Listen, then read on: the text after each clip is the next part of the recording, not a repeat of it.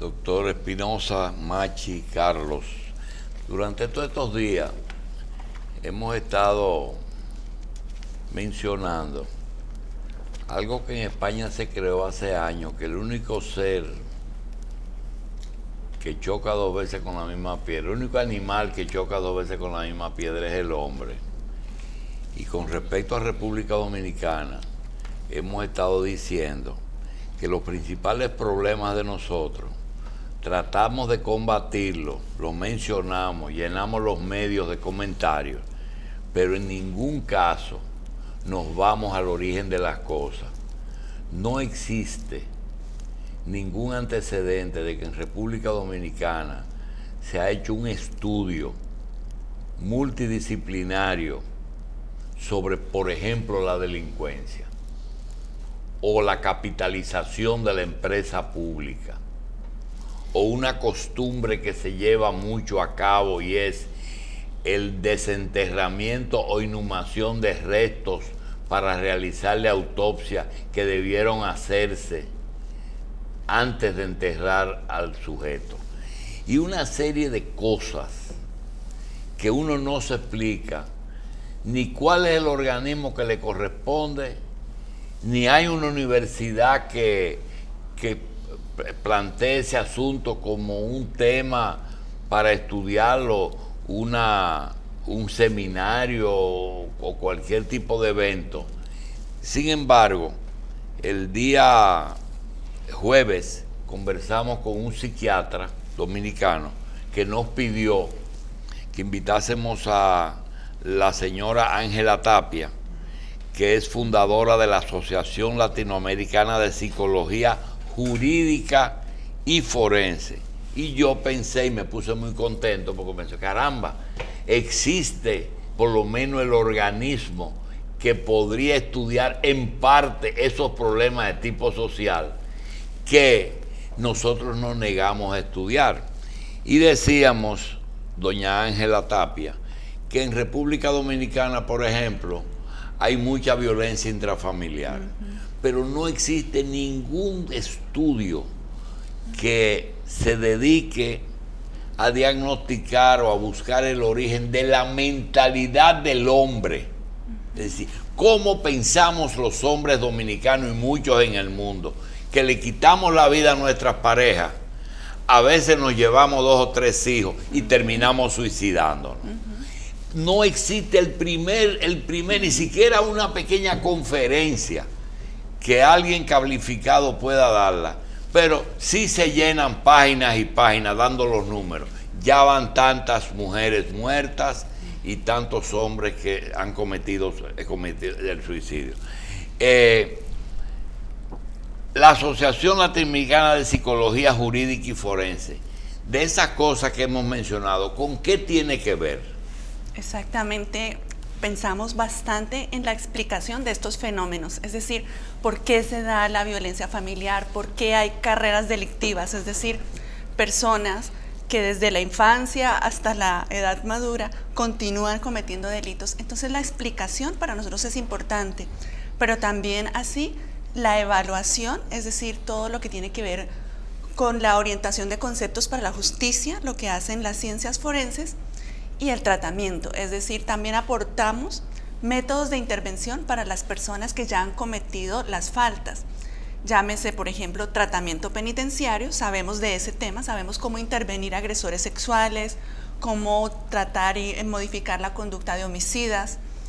Entonces, nuestra disciplina por eso es interdisciplinaria, tiene gran injerencia de la psicología, pero del derecho, de la medicina, de la antropología, y por eso somos una agremiación que convoca múltiples. Pero cuando existe el antecedente de que un miembro distinguido de la Sociedad de Psicología Jurídica o un distinguido abogado dominicano sea nombrado Procurador General de la República o director de prisiones, tú te encuentras con que todo aquello que él pronunció, protestó, denunció, lo que fuera, vuelve a ser parte de esa maquinaria y pasa a ser el motivo de que ya él es el gobierno, ya es el Estado y se olvidó de todo lo otro.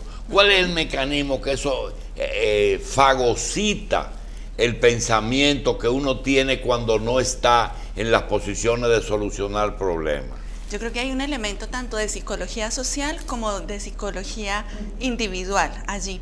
De psicología social porque la presión de grupos hace que una persona tienda a replicar el sistema y hacer lo que otros esperan. Es decir, me comporto como otros políticos, me comporto como mi jefe. Y todo esto por presión, para poder seguir perteneciendo al grupo. Entonces, esta persona, el sindicalista, el líder que sube, olvida sus ideales. Pero adicionalmente esto se entrecruza con aspectos individuales, es decir, si hay baja autoestima, si hay una personalidad no muy definida, pues fácilmente la persona va a querer camuflarse y por eso olvida y renuncia a sí misma, se traiciona a sí misma, traiciona sus principios, al grupo que incluso lo llevó a esta elección. Y esa asociación es independiente, no depende ni del gobierno, ni de la Procuraduría, ni de la Justicia, ni es una asociación de profesionales como la asociación médica, es una cosa diferente, la de psicología jurídica. En efecto, nacimos porque había mucha ignorancia sobre el tema en América Latina y somos autónomos, la mayoría somos académicos. Crecimos con una página web que es psicologiajurídica.org. Allí pueden encontrar más de 700 artículos que hemos construido latinoamericanos. Cada quien aporta desde su experiencia. Por ejemplo, yo ahí he puesto todos mis artículos, varios libros, porque estamos mostrando realidades. ¿Y el día a día en qué consiste de esta, en Colombia, por ejemplo? Nuestro día a día es básicamente contar, explicar los hallazgos de la psicología jurídica, difundir lo que hacemos. Entonces, por ejemplo, hay un gran trabajo desde lo forense, es decir, evaluar los casos, evaluar la pareja cuando se está debatiendo quién se queda con la custodia de los hijos. Esto es parte de lo que hacemos, las evaluaciones forenses. Forense no necesariamente significa un cadáver y un muerto, ¿verdad? Exactamente. En psicología, forense no es un estudio después que ocurre el hecho, el evento. Exactamente, después de que se da el proceso litigioso, el delito o la demanda. ¿Y se puede hacer una auditoría forense de una cosa buena o una mala? Pero hacer el estudio es lo que significa auditoría forense. El estudio de psicología forense es una evaluación psicológica y generalmente es con vivos, aunque trabajamos de vez en cuando con muertos, son poquitos. Por ejemplo, la autopsia psicológica. La autopsia psicológica es cuando alguien murió y no estamos seguros si fue un homicidio, un suicidio o un accidente. Ahí hacemos un estudio retrospectivo de la personalidad para analizar al final si hubo alto, mediano o bajo nivel de riesgo de homicidio, suicidio o accidente. Pero son pocas las técnicas de psicología reconstructiva, la mayoría de técnicas son con vivos, es decir, evaluamos la víctima de delito sexual, evaluamos las personas secuestradas, las personas que padecen desplazamiento forzado. Entonces, la mayoría de nuestro trabajo, en efecto, como bien lo dijo, es con vivos. Precisamente, estamos pasando por una situación en nuestro país y en muchos otros, Latinoamérica, pero nos llama la atención particularmente ahora. Estamos luchando contra delincuencia. Vemos, se detienen ladrones, se detienen personas sospechosas, pero a veces uno tiene dudas con cuanto a la rigurosidad con la cual las autoridades y la preparación que puedan tener para realmente el criterio de decir, ese es sospechoso, este no lo es. Y creemos que se comete mucha injusticia en cuanto a eso. Así como también tenemos los casos, quizá en el tiempo que usted lleva aquí en el país se podrá haber dado cuenta, de que no se ve la causa por la cual delinquen las personas. Entonces, esa psicología forense, podríamos decir, ¿cómo nos podría ayudar esa disciplina a ir viendo las causas por las cuales para atacar la gente delinque, para llegar más al fondo o atacar más directamente el mal desde sus orígenes, en prevención o en acción? Muy bien, pues la psicología forense aporta las evaluaciones. Entonces, cuando nos preguntan sobre explicaciones teóricas, acudimos más a la psicología jurídica. Y la psicología jurídica nos explica como, por ejemplo, hay transmisión familiar de lo que es la conducta delictiva. De forma que no es suficiente con intervenir el miembro que en este momento está siendo procesado, sino que es un problema sistémico del grupo. Entonces, es muy fácil por ejemplo, en Colombia, encontrar familias de delincuentes, abuela que expendía drogas, mamá que expende drogas, hija y también nieta. Entonces hay un elemento generacional que puede explicar el problema. Por eso tenemos que ir un poco más allá del individuo. Y así también en la psicología jurídica se piensa en la intervención adecuada. Por ejemplo, ahora estamos hablando de soluciones más integrales y humanizadas como la justicia restaurativa. Es decir, no solamente nos interesa sancionar a una persona, sino lograr intervenir con todo el grupo que está vinculado. Entonces, esto implica, por ejemplo, hacer participar a sus familiares y cómo los familiares también se puedan transformar en este proceso de conciliación, de mediación y de reparación a la víctima. Sí, el caso, está hablando usted del caso, por ejemplo, donde al meter preso un delincuente se convierte en víctima la familia que pierde un medio de sustento y quizás lo contribuye eso de cierta manera a replicar la conducta delictiva de la persona que se inmovilizó. Pues la prisionerización sí tiene un efecto de consecuencia para afectar a la familia, pero también la familia tiene un malestar previo que fue el caldo de cultivo para que se diera la delincuencia. Entonces la familia es causa, pero también puede sufrir las consecuencias. Y vamos a decir, factores como factores sociales del entorno de la persona, además de lo que puede ser un antecedente familiar, ¿puede alguna influencia externa, es decir, la misma impunidad, la facilidad con que se puede salir de la cárcel, puede influir también en la conducta delictiva? Por supuesto, ¿Se analiza eso desde la disciplina? Sí, por ejemplo, mucho lo estudiamos con jóvenes, el tema de las pandillas favorece esta situación, es decir, ya tal vez el joven buscando una identidad, una independencia familiar, ahora queda a merced de las influencias de los pares. Entonces hay una enorme explicación de cómo los coetáneos ejercen esta influencia y puede ser determinante para que se cometan estas situaciones, pero también el ambiente, por supuesto.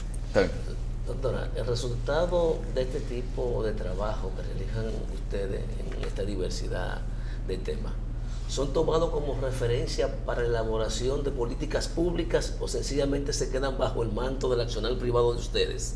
Sí, pues es parte del desafío, porque en efecto hay cosas que logramos.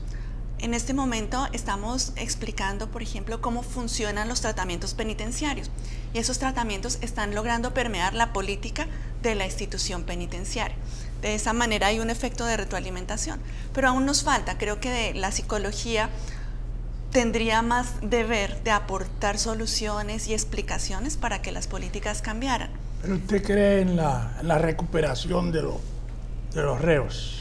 Sí, pero también conozco teorías que dicen con estas personas definitivamente no tenemos recuperación. Me refiero, por ejemplo, a los psicópatas. Los psicópatas son un grupo de delincuentes no muy grande, entonces dentro de la sociedad en general podrían ser inferior al 10%, dentro de la penitenciaria el 30%. Entonces ese pequeño porcentaje o ese porcentaje que puede ser significativo no se recupera. Obran como profesores de los demás. El problema de un psicópata es como una persona con cáncer, no se cura. Más o menos, claro. El problema del psicópata es que no siente emociones y por eso no tiene arrepentimiento y es capaz de matar a sus hijos, de vender a sus hijos, porque no hay vinculación. Entonces, con ellos, la psicología jurídica y forense ha dicho, ahí tenemos un límite, no hemos encontrado que funciona. Pero sí sabemos, por ejemplo, que hay tratamientos para otras poblaciones complejas. Por ejemplo, yo he trabajado con homicidas y en efecto ahí hay un cambio que se logra. Doctor, ¿han trabajado con las víctimas del conflicto armado y cómo han manejado esa situación? Claro, mira, por ejemplo, he trabajado con víctimas de secuestro. En Colombia el conflicto armado, la guerrilla y otros grupos pues logran secuestros de 3 años, de 10 años. Esto es una cifra impresionante. Nuestra labor implica acompañar a la familia para que pueda seguir su vida mientras que se resuelve el secuestro. Entonces hay elementos positivos como enseñarles a ellos guardar una memoria para que cuando regrese el secuestrado vuelva a insertarse en la vida familiar. Y desde la psicología les explicamos esas técnicas, pero también hemos llegado a unas prácticas de normalización que no deberían ser. Por ejemplo, hay programas de radio que escuchan los secuestrados allá donde están en el monte y que la guerrilla se los pone, y es parte de lo que a mí me correspondía hacer, es decir, explicarle a la familia, llámalo por la emisora y mándale mensajes, porque esos mensajes salvaban vidas. A veces los secuestrados querían morirse, escaparse, fugarse, y la familia le dice, resiste, te estamos esperando, y cuando él escucha eso en la emisora, se calma y sigue luchando. El síndrome de Estocolmo, que es la identificación de la víctima con el victimario, es un efecto de que el mucho tiempo secuestrado se establece un lazo entre ambos, es un proceso de convencimiento de que el que hace el secuestro tenía razón, o es un proceso de lavado de cerebro que sufre el secuestrado. ¿A qué ustedes han llegado? ¿A qué conclusión han llegado con el síndrome de Estocolmo? Primero, ¿qué es el síndrome de Estocolmo? Exactamente. Originalmente el síndrome de Estocolmo se entendió como el enamoramiento y el vínculo afectivo entre la víctima y el victimario. Lo que realmente puede haber nosotros entre personas del mismo sexo un sentimiento de admiración. Podría ser. No es lo más frecuente. Pero lo que vemos en Colombia realmente no es síndrome de Estocolmo, sino estrategia de sobrevivencia. ¿De? Sobrevivencia. Ah, ya. Entonces, ¿qué es lo que hace el secuestrado o la secuestrada? Utiliza algunas estrategias de seducción, de afecto, para ganar algunos beneficios. Por ejemplo, si ella coquetea, le dan medicamentos o le prestan una cobija, una chaqueta que la abrigue y que la permita tener ciertas ventajas. Entonces lo hacen como una forma, un medio de instrumentalización, pero es una forma de sobrevivencia.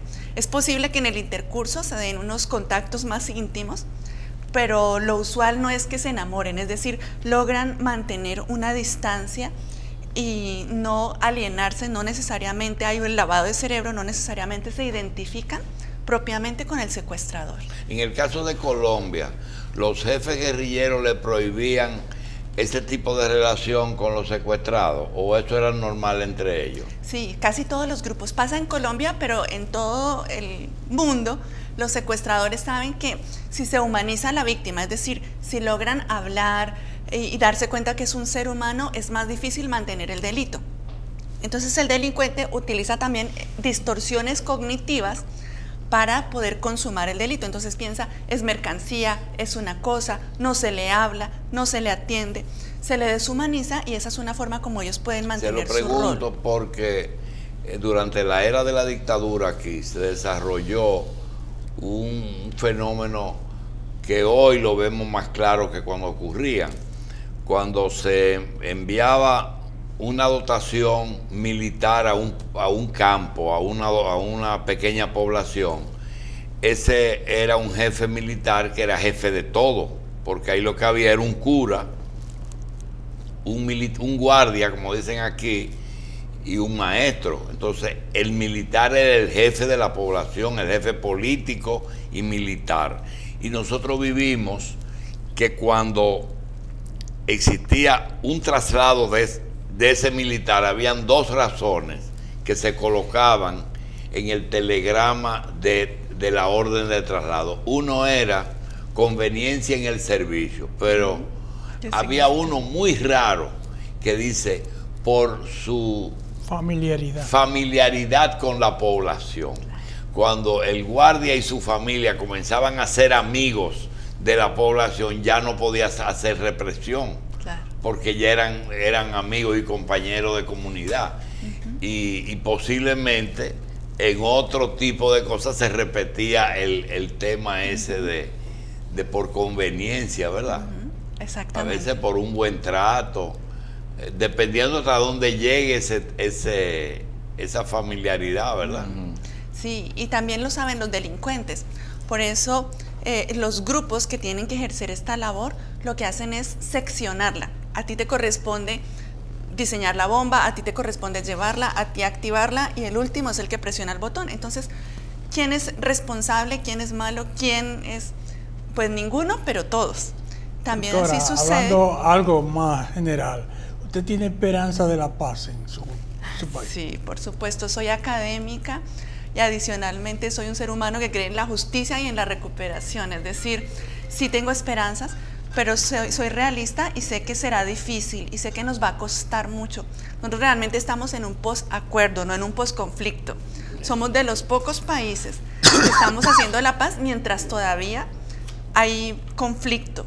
Entonces, yo sé que va a ser muy difícil, que incluso tenemos oposición fuerte política en las ciudades. ¿Qué son los falsos positivos allá? Los falsos positivos son estadísticas de aciertos de las autoridades. Es decir, le piden a la policía o al ejército que prontamente dé resultados. Entonces, ¿ellos qué hacen? Pues buscan inocentes, los disfrazan de culpables y a eso se le llama un falso positivo. Entonces estamos hablando, por ejemplo, del caso de unos jóvenes de Soacha que fueron capturados, pero los encontraron en otra región del país donde nunca estaban, no tenían ni los medios para estar allí y los habían vestido de guerrilleros. Eso es un falso positivo. Si ustedes han tenido oportunidad de tratar desde el punto de vista psicológico a algún ex guerrillero de la FARC, ¿encuentran ustedes algunos casos en que realmente ellos le confiesan a su psicólogo que no están conformes con el acuerdo o que posiblemente ellos vivieron su vida equivocado luchando por una causa que no valía la pena? ¿Cuál fue el principal elemento que ellos enarbolan cuando se firma el acuerdo? ¿Negarlo, aceptarlo o pensar que ellos se equivocaron? Y aquí tenemos que recordar que no podemos generalizar porque, por ejemplo, hay guerrilleros que están muy ideologizados y que creen que la causa lo valía. Entonces, ahora cambiar ese ideal es complicado. Difícil. Pero hay otros, por ejemplo, recuerdo una con la que tengo mucha cercanía, que fue reclutada forzadamente cuando era una niña de 12 años. Entonces ella no quería estar allá, la obligaron. Y por supuesto, ella lo que quiere es salir y buscar la paz y tener familia. Pero hay otras personas que están en un punto intermedio, es decir, fueron a la guerrilla por el dolor de haber perdido a sus familiares, que la parte contraria había victimizado. Entonces llegan allí con la idea de venganza, con la idea de hacer justicia por su propia mano. Por eso hay posturas muy diferentes y creo que aquí también está pasando algo, y es que hay bloques completos de las FARC que dicen nosotros no nos vamos a desmovilizar, pero ahí se observa que es un grupo, es decir, hay psicología social de grupo grande, porque no es cada quien que decide yo sí quiero, yo no quiero, la mitad de este bloque sí, la mitad de este bloque no, sino que parece que hay una autoridad muy fuerte que además está disputando un territorio y un negocio, y por esa razón quieren quedarse allí y obligan a todos sus subordinados a quedarse. Bien. Entonces hay mil explicaciones. Doctor. Machi le preguntó ahorita sobre la recuperación, la readaptación social de las personas que incurren en delitos que posteriormente cumplen una pena. En Colombia, ¿hay estadísticas de cuál es el porcentaje de readaptación social de esos infractores a la ley? Sí, y realmente es muy bajo, lastimosamente. Por ejemplo, puede haber reincidencias del 70%, que es bastante elevado. ¿A qué se puede deber? Por ejemplo, los jóvenes que están dentro de un tratamiento en un centro de atención especializado, allí logran una reeducación, pero cuando salen se encuentran con las mismas presiones. Les dicen, si no vuelves a la pandilla, vamos a matar a tu familia. Entonces, él tal vez tiene la intención, el deseo, pero si hay presión de este tipo, pues tiene que reincidir. Pero hay otras personas que lo hacen realmente y entienden la prisión como gajes del oficio, es decir... ¿Pero el régimen penitenciario es garantía para la readaptación? Porque eso es fundamental. En efecto, pero no solamente en Colombia, sino en el mundo. Es una contradicción encerrar a las personas para prepararlas para estar en libertad. Es decir, la crisis penitenciaria es universal. Y Colombia, por supuesto, con todo el conflicto que tiene, tampoco puede ser garante. Esto va más allá de la psicología. El sentimiento de ambas partes. Por ejemplo, los paramilitares hicimos lo que teníamos que hacer al margen de la ley. El guerrillero que entrega las armas se siente que fue vencido y que tuvo que deponer las armas, y el grupo del gobierno de Santos se presenta como vencedores. Realmente esas diferencias de criterio, como por ejemplo, es que no pueden firmar un pacto con gente que secuestraron, que mataron, que torturaron, y el otro dice, pues sí, pero ustedes también lo hicieron. ¿Cómo se pudo vencer ese nudo gordiano que parecía que era insalvable? Mi postura, creo, es: llegaron al cansancio las dos partes. Ninguna se puede declarar ni vencida ni vencedora. Es decir, hubo Se dieron. Sí, pero esto tiene que ver con fatiga histórica, política, económica, y ninguno de los dos podría decir que lo logró. Cuando de hecho se sientan a negociar es porque hay también un respeto del oponente, y es: escuchémonos porque seguramente tienes razones. Creo que las dos partes están señalando: ni lo militar nos funciona, ni tampoco la ilegalidad o la subversión es efectiva. Bien, hay otro tema que sí es psicológico. Cuando una persona comete un crimen atroz, es decir, una barbaridad, y es condenado con pruebas a una prisión, digamos, de 30 años, que es el máximo aquí en República Dominicana.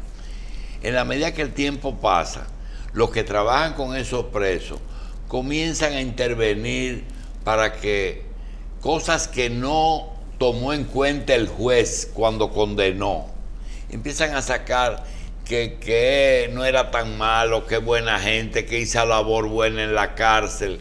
Pero si tú te pones a juzgar el hecho, dices, sí, pero ese picoteó a su mamá o mató a su hermano. Entonces, hay ese problema de tratar de reivindicar esa persona en la medida que cumple algunos años, terminan siendo casi santos. ¿Ese es un fenómeno psicológico o es un show que da esa persona y es lo que hace que simula? Sí, también puede ser. Por ejemplo, nosotros tenemos un asesino serial que mató más de 200 niños, y él dice que se convierte ahora, que es un pastor. Sí, él es cristiano. Exactamente, que quiere ir a ayudar a otras ovejas del rebaño.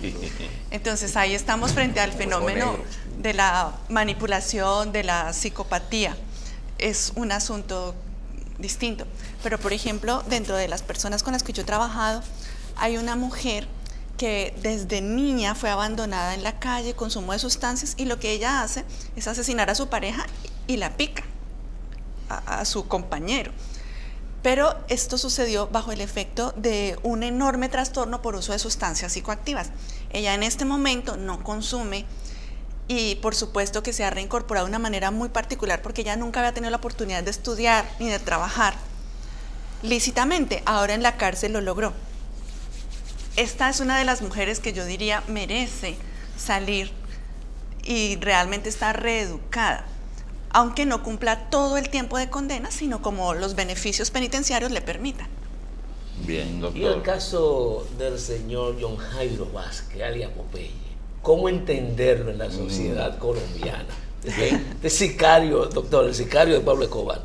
Ya. Sí, Por Popeye. supuesto, sí, que además es un personaje. Es un porque personaje público de mucha importancia. es carismático, claro, y ha logrado permear los medios de comunicación de una manera muy importante, pero pues estamos viendo otra estrategia de manipulación, de figurar en un Opuesto al lado o en acuerdo, el por otro. cierto. ¿Cómo? Opuesto al acuerdo, anda bandereando con Uribe. Por supuesto, por supuesto. Sí. Una vez conocimos a una joven en la cárcel de Najayo que simpática, amorosa, ¿y por qué tú estás aquí? Y me lo dijo con una pasión: homicidio. Ajá. Maté a un hombre. Así me lo dijo como con orgullo, pero lo dice como si nada. ¿Qué pasa? Que mató un hombre. Cuando yo salga de aquí ya no va a estar ahí. Él me maltrataba. Entonces, se analiza también ese fenómeno de la persona que elige el mal menor, y que ese mal menor termina siendo para ella la cárcel antes que la continua convivencia con una persona que es una amenaza latente contra su vida. Qué complejo. porque en efecto se requiere que hayan emociones morales luego de hacer esto, o sea, es decir, se requiere vergüenza, culpa, arrepentimiento, para identificar desde el punto de vista psicológico que hay un cambio. Pero claro, también hay instrumentos, por ejemplo, nosotros tenemos guías para evaluar el riesgo de reincidencia. Entonces, en esas guías se señala que las condiciones deben ser similares para que vuelva a caer en el delito. Es decir, tendría que volver a tener una pareja que la vuelva a maltratar para que ella vuelva a estar en la situación de volver a asesinar. Cualquier otro hombre se lo pensaría antes de involucrarse con una persona así también. Eso espero que también aprenda. Vamos a terminar con un tema que quizás podría ser un tema de estudio y hasta un punto de posición en algún congreso, y es cuando lo malo se convierte en regla, que es algo que nos está, casi una epidemia que nos está afectando a todos los países, no solamente en el campo de la medicina y de la psicología, sino del quehacer diario, de la política. Y tú dices, pero ¿cómo es posible que un buen gobernante haga tal cosa? O que un buen fiscal, o que un buen juez, o que un buen médico. Es decir, cuando lo malo definitivamente, lo que nos enseñaron como malo, como ilegal, se convierte en una regla. Bueno, eso es lo que hay. ¿Cómo ustedes tratan eso? Lo más importante en psicología es hacer el insight, la conciencia del problema. Y aquí el conflicto es que lo violento se vuelve natural, naturalizamos la violencia.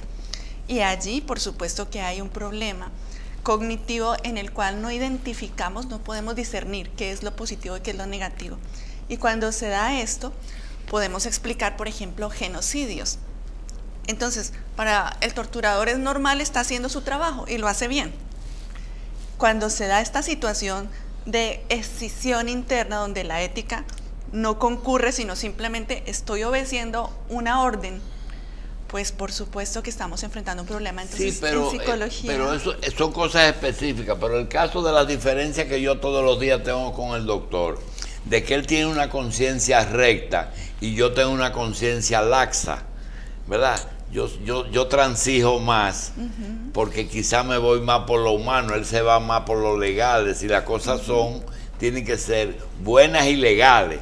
Yo entiendo mal ser humano, que a veces no sé si el hombre es esencialmente bueno o esencialmente malo.